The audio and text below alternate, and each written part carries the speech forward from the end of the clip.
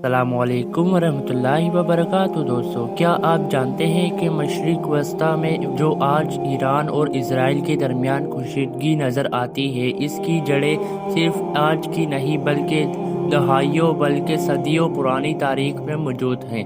اور اسی کے ساتھ ایک بہت بڑا سوال بھی یہ بھی ہے کہ آخر یہودی قوم کون ہے، ان کی تاریخ کیا ہے اور دنیا کی سیاست میں ان کا کردار کیسے بنا۔ آج کی ویڈیو میں ہم آسان زبان میں ان تمام سوالوں کے جوابات سمجھیں گے۔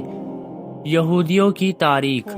یہودی قوم کی تاریخ بہت پرانی ہے، جس کا تعلق تقریباً ہزاروں سال پہلے کے مشرق وسطیٰ سے ہے۔ یہودی مذہب کا آغاز حضرت ابراہیم علیہ السلام کی نسل سے مانا جاتا ہے۔ ان کی تاریخ میں حضرت موسیٰ علیہ السلام کا بہت اہم کردار ہے، جنہیں یہودی مذہب میں ایک بڑے رہنما کے طور پر مانا جاتا ہے۔ قدیم زمانے میں یہودیوں کی ایک ریاست موجود تھی، وہ یروشلم تھی، جس کا مرکز یروشلم، لیکن وقت کے ساتھ ساتھ مختلف سلطنتوں نے اس علاقے پر قبضہ کیا، جیسے رومی سلطنت اور بعد میں دیگر طاقتیں۔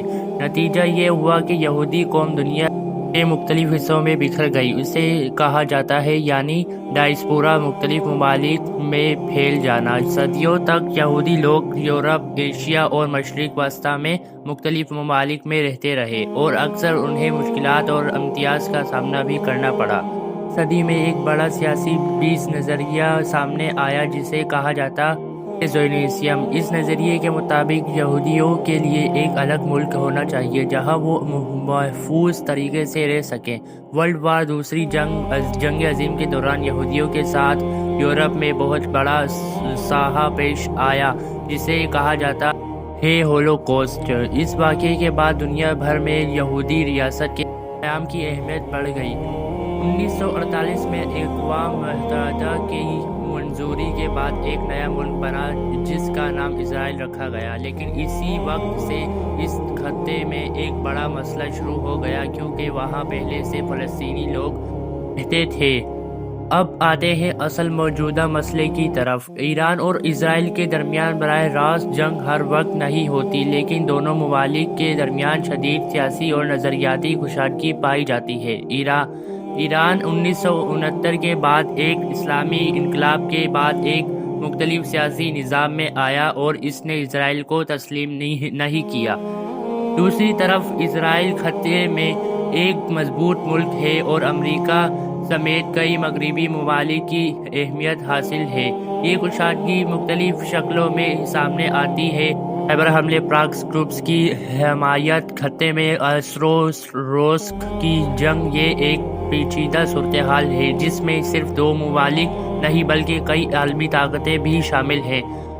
اگر سادہ الفاظ میں سمجھیں تو یہ صرف مذہب کا مسئلہ نہیں بلکہ زمین اور سرحدوں کا مسئلہ، سیاسی طاقت کا مقابلہ، تاریخی تنازعات اور عالمی مفادات، یہ سب مل کر اسی صورتحال کو پیچیدہ بناتے ہیں۔ عام لوگ، چاہے وہ کسی بھی ملک سے ہو، اکثر اس کشیدگی کی وجہ سے متاثر ہوتے ہیں۔